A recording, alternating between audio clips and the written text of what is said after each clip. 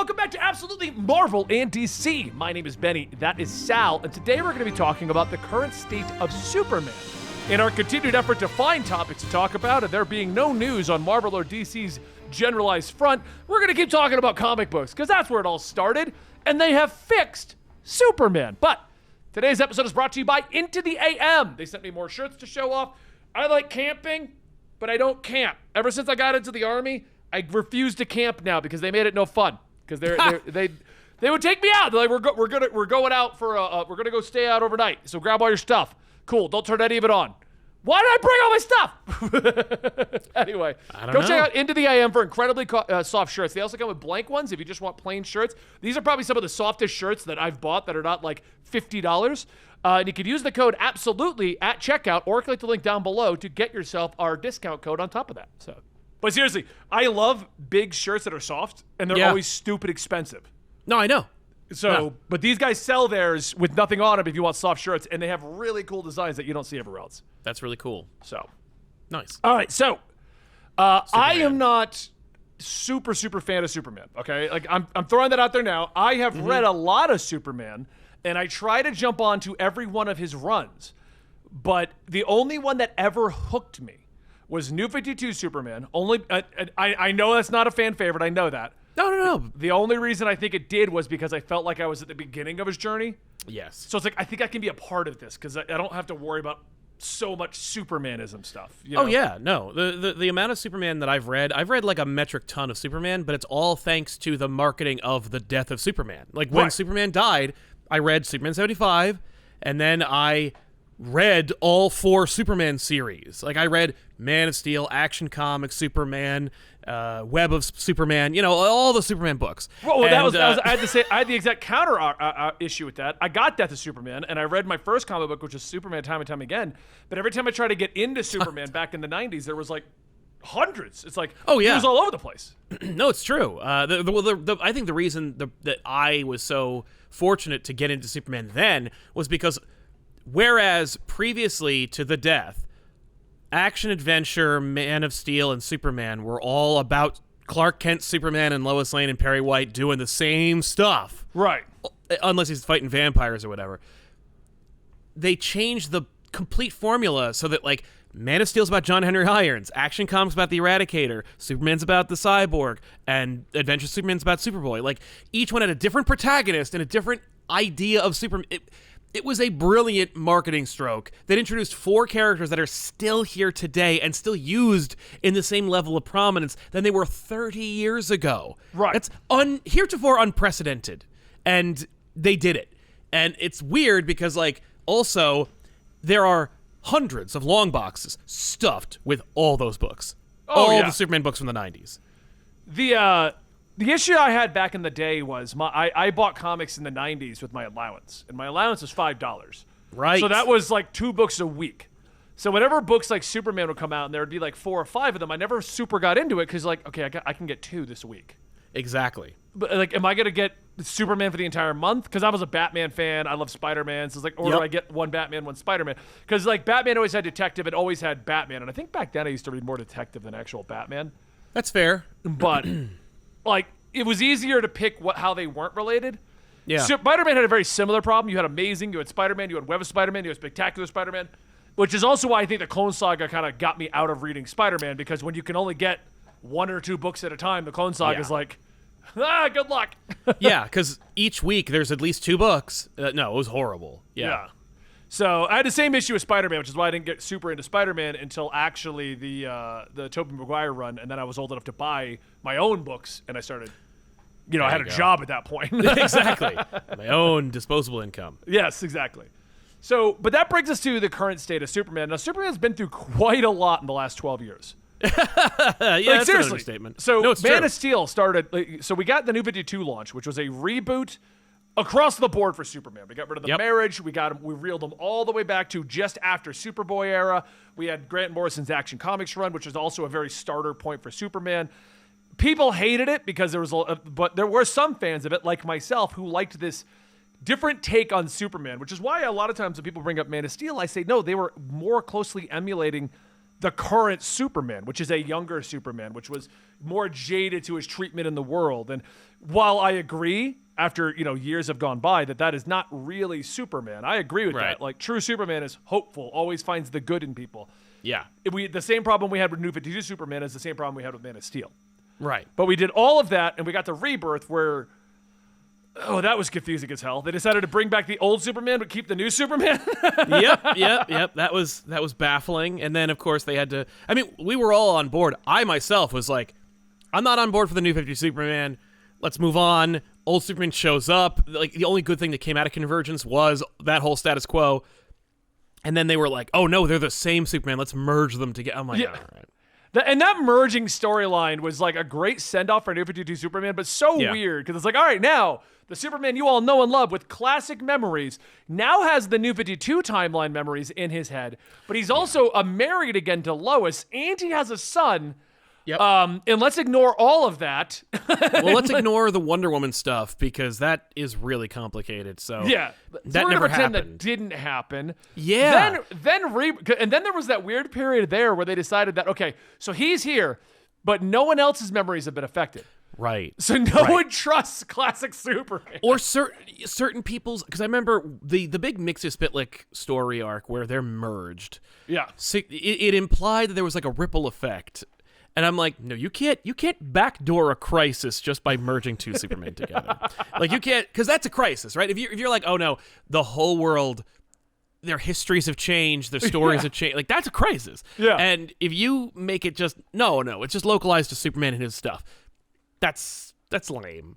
That being said, I thought I remembered, like, because I remember there was a whole run where, like, New 52 Superman died, and then our Superman was the one that was back, but no one remembered him, and they were like, I don't trust, like, Batman doesn't trust him. Right. Because it's like, you're older than me and weird. It was only like a 10-issue run, and then they realized this wasn't working. Right. But I remember there was one scene where Batman and Wonder Woman came to the door to get him. Yeah. To do something, and they were very clear, well, we don't trust you, but we don't have another Superman to go get. So exactly. And it's like, this is not going to work. This is really confusing and weird, because, like, the whole point of it is to get people to read this stuff and to be on the same footing. If everyone's like, I'm confused. Don't they know each other? It's like, you're screwing up if you have your audience get confused by what's happening after your change. Yeah, exactly. So yeah. So that only lasted, I think, max a year. Mm-hmm. Oh wait, we also forgot during. I'm actually making a video on this. Part of this whole change of Superman, everything we're talking about, by the way, guys, is all the weirdness Superman has gone through since New 52, because he was fine till then. It was just normal Superman up until then. Well, and he had already been through some crazy stuff. Like, he had died, he had come back, he had a mullet, he was blue, he was two people. Like, he'd gone through a lot in a very small span of time, and yet, like, this was the most complicated time of his history. But we forgot, before they decided to merge the two of them, they had that weird, and I literally said I'm making a video on this, the era that DC wants you to forget, the DCU era. Where he was depowered or unpowered. Yeah, and he had the T-shirt. He had lowered powers. It was T-shirt and jeans and a motorcycle, and he was traveling the country. Well, and then he had like kryptonite powers for a minute, because he was like, well, maybe if I just douse myself in kryptonite, I'll get my powers back. And then it's like, I'm dying, but also if I punch people, like, green shoots out of my hands. Like, this is. Nothing. None of this is working. That was the Greg Pak era of Superman, and I remember being like, didn't he have like a weird like black goop that he was doing stuff with too? It was like on his eyes. There was black goop somewhere. I think that was towards the end. It's funny because I was looking into this era for one of my ranty kind of hype videos, and I want to do the era that DC wants you to forget, and I'm going to talk about DCU, and the issue that happened in DCU, this is a bit of a tangent, but trust me, you're going to enjoy this. Mm-hmm. The issue that happened in DCU is the exact same issue that happened in Infinite Frontier. They came out and decided they wanted stories over continuity. Remember, that was the tagline in DCU. We're just going to put out stories. We're not going to worry about linking them. They're like somewhere down the line, we'll worry about that. But we're going to have Robo Ears Batman. We're going to have Powerless Superman. We're going to have a new costume in Wonder Woman. But don't affect the Flash. The Flash is just going to get a new ability. And that's all we're going to do to the Flash. It was the era of nothing is going to link together. And it tanked horribly. Sales went so far down during this era because nothing was interlinked. There was no reason to buy multiple comic books. And then we went to the DC Rebirth era, which, going back to our Superman story, we'll get back to that in a second. Yeah. But Infinite Frontier had the same motto. We're going to do 30 Batman books, but they're not interlinked. Why aren't they all selling? I have a suspicion about that, and I think it's because Infinite Frontier was... Okay, this is a little bit of a tangent myself, but I'll link it together, I promise. Editorial needs to be absolute, and if they have a... like, you know, there used to be a time when editorial just supported the creators, and like they kind of like just made sure that the story/line was adhered to and on track. That's their job. Their job is to keep everybody on track, right? And make sure that they look good and have all the right punctuation and stuff like that. There's a lot of roles for different editors, but editorial, the concept of the capital E editorial, is there to make sure that the trains run on time. That's right. That's the real important thing. And to make sure that the continuity works and everything just fits together and it's not confusing and baffling for the reader. And sells. It's a complicated monster of work that is a thankless job. And as we've established, Marvel and DC have editors in short supply for some reason. And when I say that, I'm being facetious because it just seems like nobody's working. But then at some point or another, and I want to say it was probably during like the Paul Levitz, more like the Dan DiDio era and the Joe Quesada era, when Dan and Joe got in charge, they were suddenly like, well, Jim Shooter really was responsible for this, but in any case, they're like, I want this to be the story. Go make it happen. Excuse me. How about let the creative people come up with the story and you just make sure it works? But if you don't have editorials back, or if editorial doesn't have your back, your story is just gonna just drift and never be and never get its footing, and it's gonna be forgotten. The reason why like Bendis was able to dictate what happened at Marvel for like 3 or 4 years isn't because he had editorials backing, although he did. It was also because he wrote 12 books. Yeah. Like he wrote his own continuity throughout. He dictated what Marvel was doing just by virtue of being the one who wrote it. Yeah.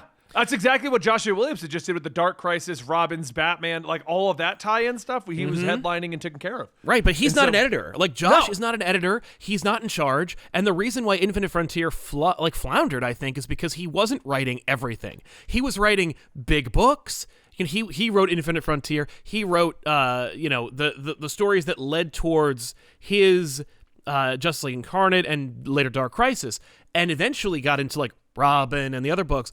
But before that, Infinite Frontier is just a name. Yeah. And maybe one book. And nobody knew what the hell that meant. And I promise you nobody at DC did either. And that's why people were like, oh, new Infinite Frontier, that's the new status quo. And everybody, I remember being like cautious about, whoa, this isn't like Forever Evil or, like the New 52. Like it's not, this I is love just Forever Evil. Oh yeah, but I'm just saying like you call it that because it's a story. Infinite Frontier isn't a story, but it's not necessarily like a concept or a status quo. That was the issue. Yeah. Yeah. Yeah. Remember like the Marvel like New Age of Heroes, and it's like, what is it? Or the Heroic Age. And I'm like, what does that mean? And they're like, we don't know, and we never answered it. It was just, we're in the heroic age now. I'm like, oh, cool. Does that mean like the heroes are going to succeed? Like, does it mean it's like an unprecedented time for heroic? Like maybe more teams? Nope. We knew we needed to call it something, and that's I think what happened with DC. And just nobody was driving the bus, or not enough people were on the same page to drive the bus, because as we've established, a lot of these guys, they're just trying to tell their story and do their job. It's not like it was where they're all in the bullpen and they're bouncing ideas off each other like physically in a room with a whiteboard. Like we just talked about the death of Superman, the Superman room. Like there's actually some behind the scenes footage people should see that's really awesome of all the Superman writers and a couple of the Superman artists in a room with a whiteboard talking about what's going to happen for the next year. And you really need that. And I know that they have Zoom meetings and stuff like that, but it ain't the same. No, being in person is always different than. I mean, I'm all for it. It can work on Zoom, but no, it's definitely better to get it. That's why they do those summits. Everyone goes out to the summits. Right, but the summits are now virtual too because of like COVID and restrictions and stuff like that. And some people just can't afford to go. So it's like, you need the summits. The summits are important, but you also need like monthly or bi-monthly bullpen meetings where it's just like we need to get together and hash out what we're doing. And editorial needs to toe the line. And we're not getting that. And that's why Infinite Frontier was like, what is this? What is this? And it's that was the problem. It just felt so aimless, Infinite Frontier. Because on top of there being a through line, it's the same issue with the MCU Phase 4. Yeah. While there is a through line, there was so many extra stuff out there you couldn't see it. That's what it comes down to. Well, and Marvel refused to call it Phase 4. Remember, like they were like, oh, like I remember Feige after Phase 3, like after Endgame.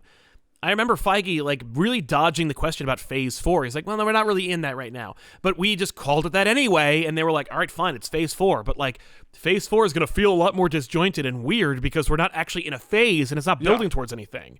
And it's like, oh, well, then I don't know if I want that.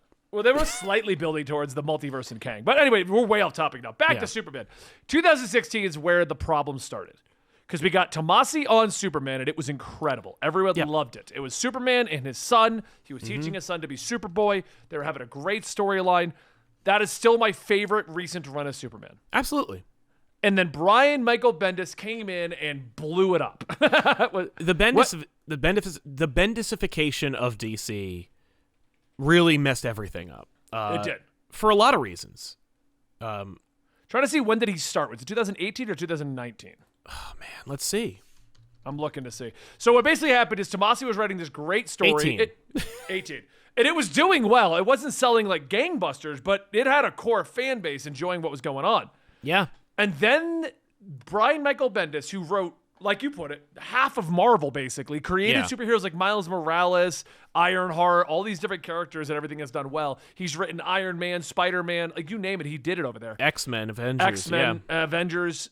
He left Marvel and went exclusive to DC.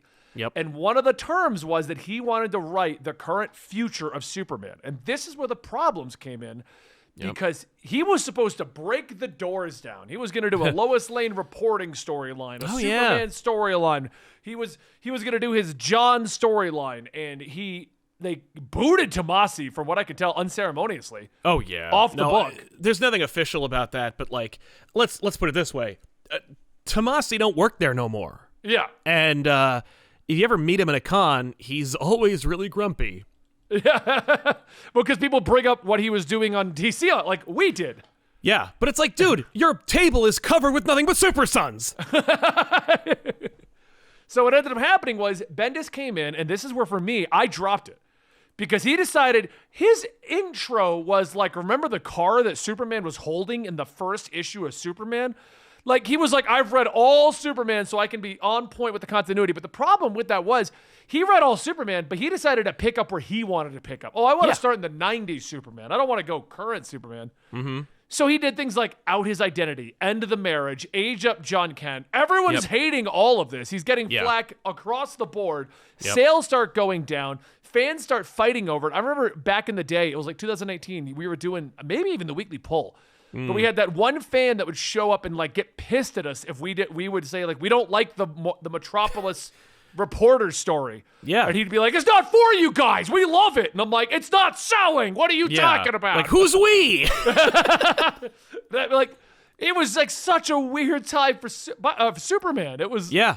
Well, and it was so unasked for. Like, it didn't blend. It didn't like morph. It was just kind of like hard stop, restart. And if you've ever, because that was also, the worst of it is, it was all during a period of transition. Because, like, what was the big thing going on in Superman during the Tomasi era that everybody was talking about? Obviously, it was Mr. Oz, and it was the Doomsday Clock. Yeah.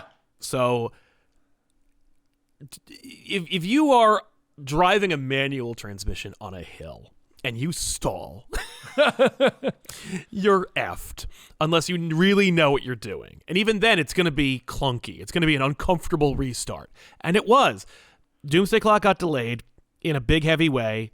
And Mr. it was supposed Oz, to be whatever Mr. Oz, remember the rumor was that Mr. Oz was going to be Ozymandias. You're right. Ozymandias. Yeah. That was what he was supposed to be. But Well, I'm sorry, I didn't mean to interrupt you. I don't what did know if he turn was out to ever be? supposed to be that. He turned out to be Jor-El.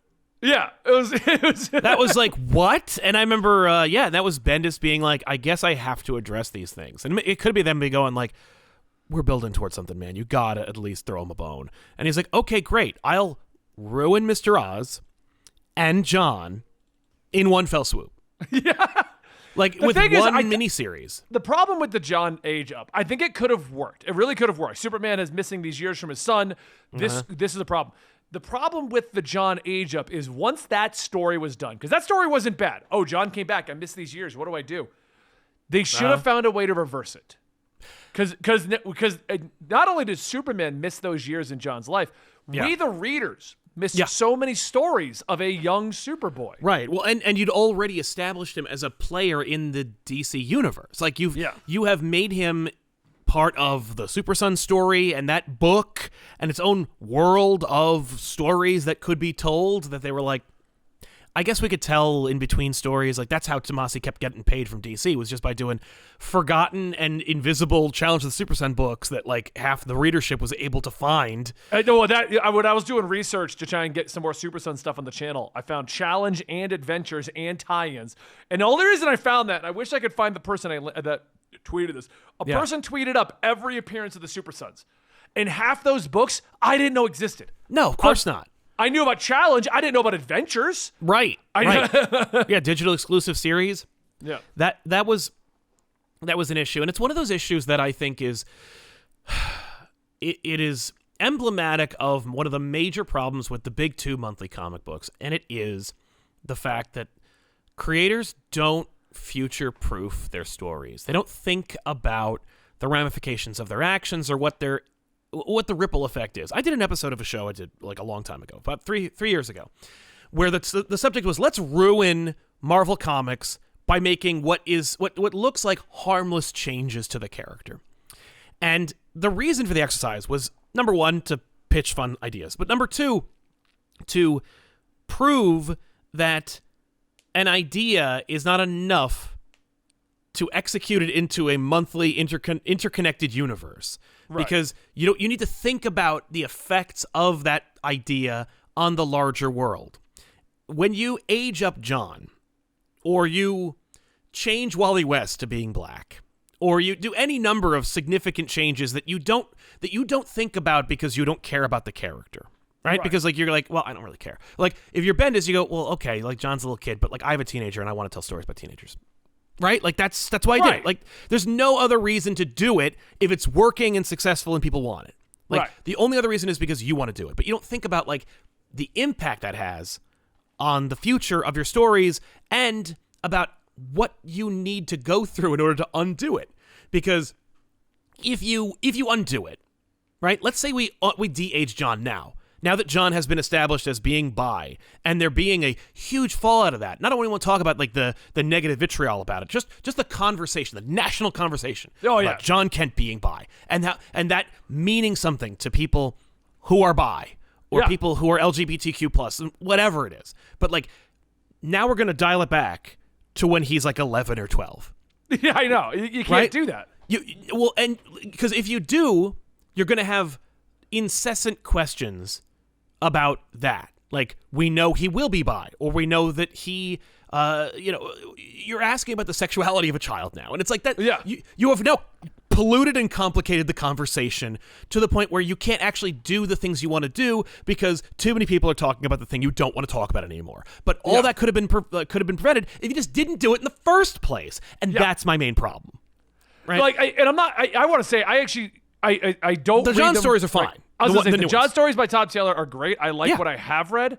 Right. I'm not a fan of the overly environmental, political, geopolitical thing they're doing. Like that's normally what loses me on those stories. Naturally. But I loved like when he crossed over a Nightwing. I've loved the stories that I have read about what was it called? Son of Kal-El, Superman. Oh yeah, Son of Kal-El. Yeah. Yeah.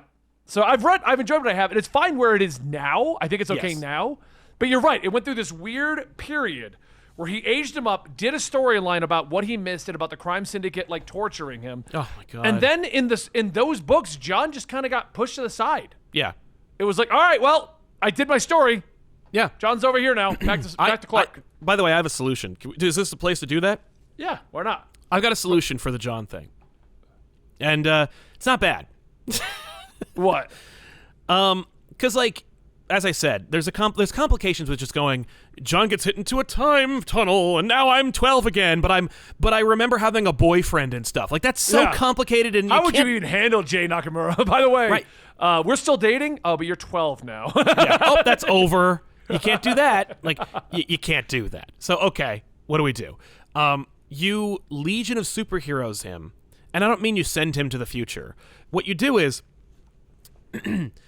you have Superman, like, go back in time, save Jon from, like, the hole. Like, he fights Ultraman or whatever his name is, and brings him to the present and raises young Jon in the present, knowing one day he'll have to go back.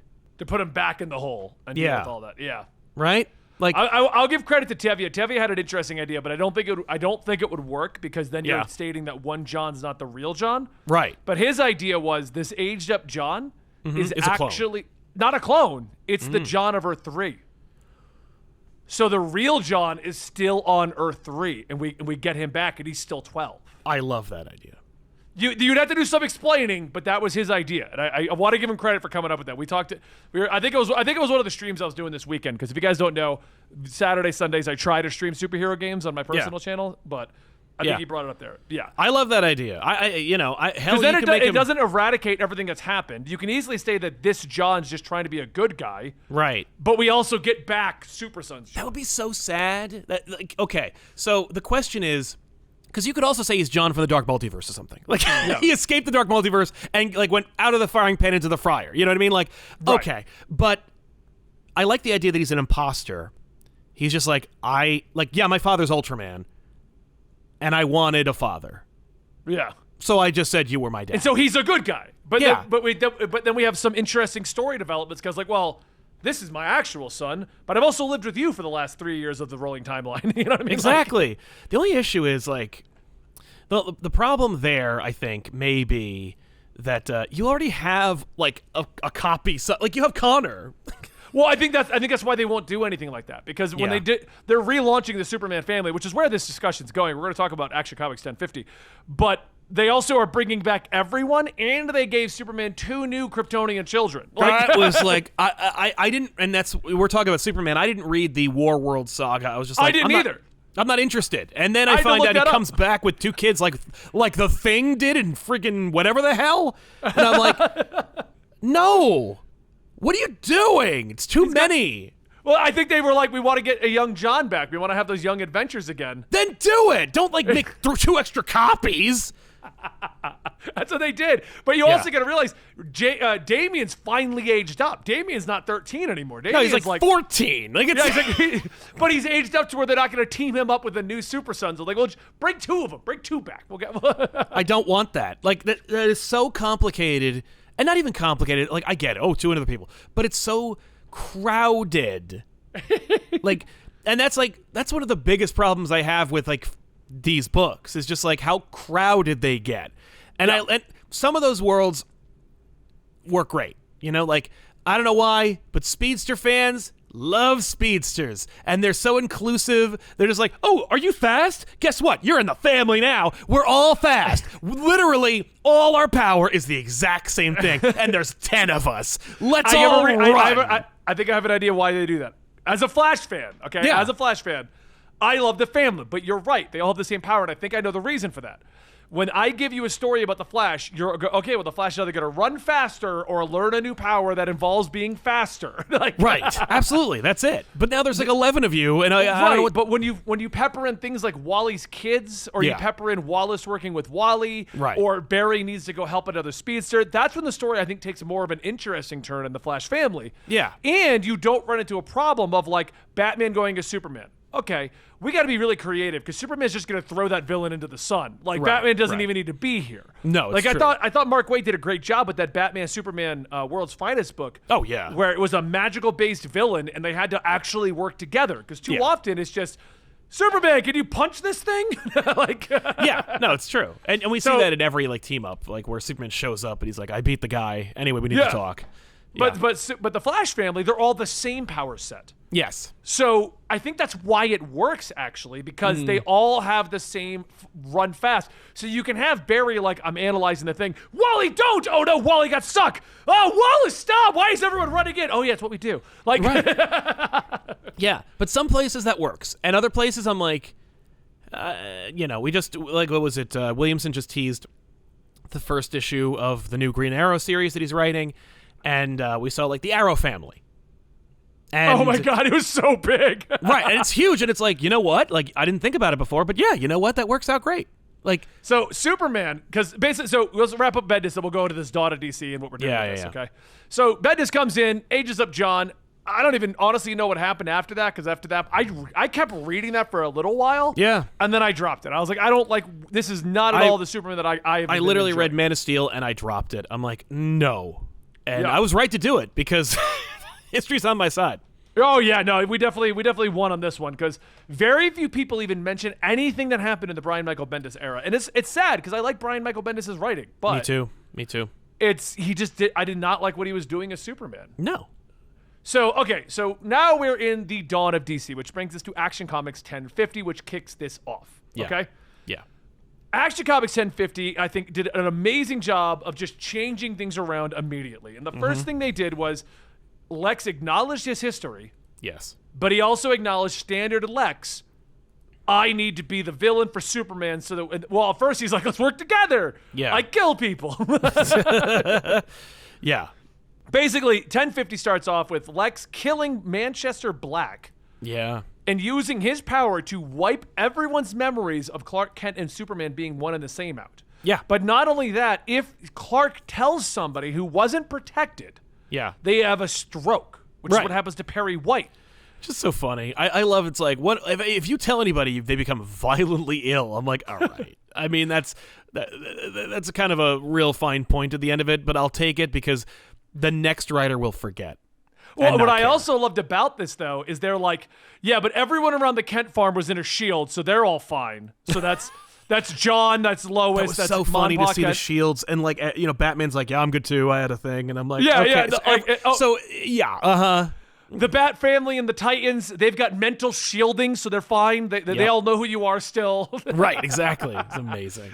It was like such a way to be like, hey, don't worry about it. Everyone important is still knows that you're Clark. It's fine. Exactly. We got it all down. Yeah. And then he goes and demolishes Lex, which I thought was great. It was really cool. Yeah, and he keeps like the new power set change that Superman has, and it's like, that's smart. Yeah, what's it? Dragon Ball Z instant transmission? What the hell is that? That's just, I can teleport or something. I'm like, all right, whatever. He's just really fast. Okay, cool.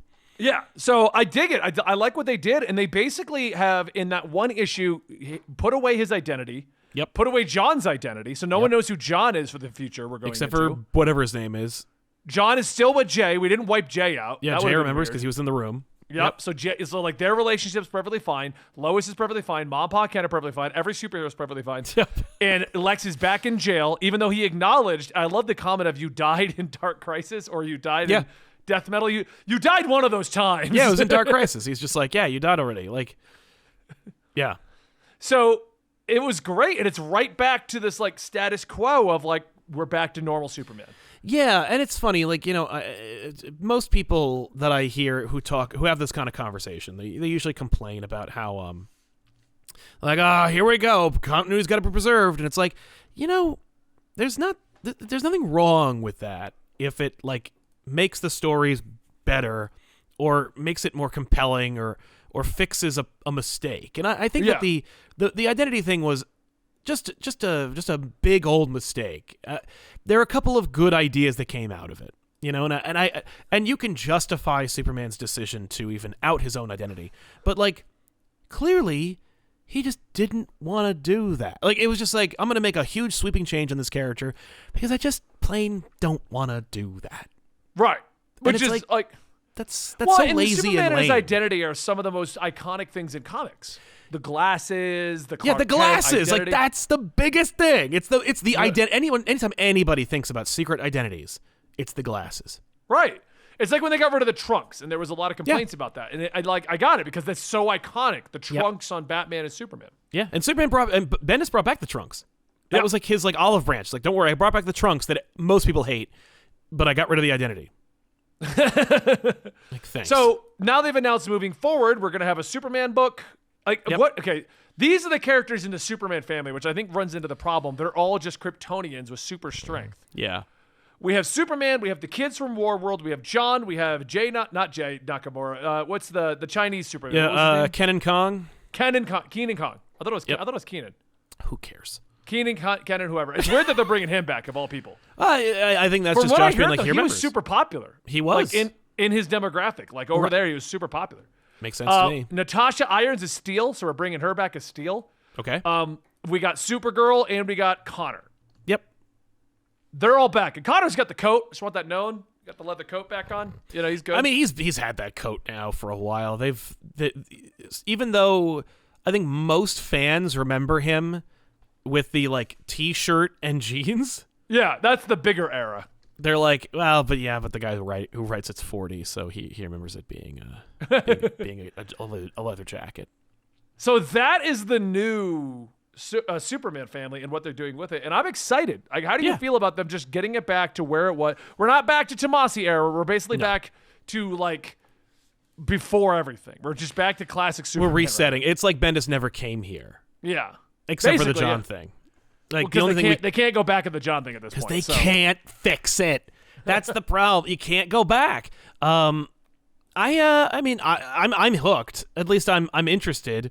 I love the art teams that are going to be on the book going forward, and I'm always willing to give it a shot. As a kid, I found Superman to be kind of boring. And, same here. That was the issue I ran into with him. Right? Like it's kind of boring. And month to month, like if you go back and read like the old books, especially the older books that like led up to the death of Superman, they were doing stuff that doesn't seem terribly Superman. Even Superman himself, like post-crisis Superman is a character that I've idealized over the years. But if you look back and like actually read his books, he has very little patience and he's really kind of short with most people. Right. He's kind of like, oh my god. But you know, there's these weird alien people that live underground that he has to deal with on a regular basis. There's like these news kids from the 30s all coexisting. It's just there's a lot of Bibbo Babowski and his whole like cadre of characters. Like there's a lot of like baggage. Didn't he bring back Bilbo or Bibbo? I hope so. Bendis I thought did. I thought Bendis brought him back. Bendis did bring back. I remember Bilbo being there, but I don't remember it being to any significant acclaim. You know. It was a little weird. It wasn't like you when you think of Superman, you think like, oh, you know, the sun's going out of orbit, or you know, like right makes you spit like his back, and he's got to make him say his name backwards. But like actually, most of the Superman books are kind of like these weird, bizarro stories about like vampires and underdwellers and intergang or Superman like. A lot of Clark Kent stuff, you know, like oh no, like Superman's with Lois, but like here's this sexy new person. Like, I'm excited to see it because as I've gotten older, I've understood why Superman is important and why he needs to exist, and I'm more excited for people who want to write Superman. Like the part of the reason why I was like hyped to hear that Bendis was going to write Superman is because he was like, I love this character and I can't wait to tell my story. Yeah, and I'm like, baller, let's go. Then you read it, I'm like. Well, I'm glad you're excited. Good for you. Bye. I'm glad you're enjoying it. Right? I'm glad you're enjoying it. The most damning compliment you can ever get is, well, it looks like you're having fun. Like, thanks. But yeah, this. I mean, I know Josh's work from everything. We've seen it before, and I'm hopeful that it's like a new direction. This is a good olive branch to the audience. Yeah. We'll see what happens. I'm hopeful. I think as long as the art is great, because that's one of the things that like was a hallmark of the older books for me was like Tom Grummett and you know Dennis Cowan and Dan Jurgens and so forth. Like just really really good artists on these books. Right. Make sure you get some top tier talent. That's how Spider-Man should be at Marvel. Like Amazing Spider-Man should always look great because. What else are you spending your money on? And it doesn't. I know Bagley's on the Spider-Man book, the one that's in the Spider-Verse. That's that terrible. baffling thing. Yeah.